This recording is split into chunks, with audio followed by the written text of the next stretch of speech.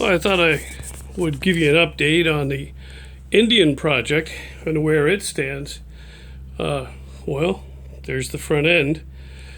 Sometimes these projects are stalled out either by time or waiting for parts. There's my box of parts to put on it, which would be pretty exciting. As you might remember, I stripped down the frame.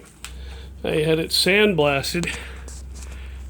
That's how they chopped them back in the day.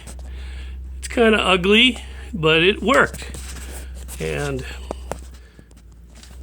being all sandblasted, we can see some of the areas that need work.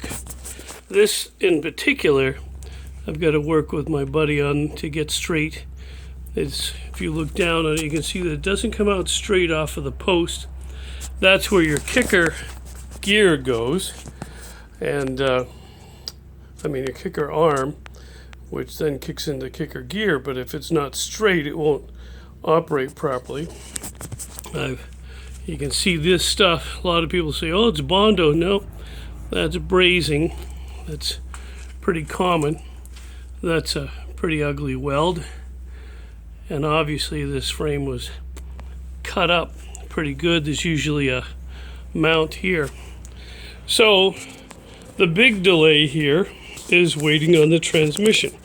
If you've seen some of my photos that I've posted, the motor is basically together and I'm waiting for the transmission. So we can mount the engine and transmission in here.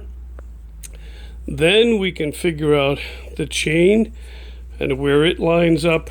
We can get the rear wheel properly spaced and brakes properly set up, as well as the cutout in the rear fender and the mounting position of the sissy bar. So those things are all part of this process. And as always, things take a little more time and patience than you might like. So once we have the transmission, we can work on the rest of this. So that's the update on my Indian chopper. I was hoping it might be done by spring. It still could, provided I can make some progress over the next month.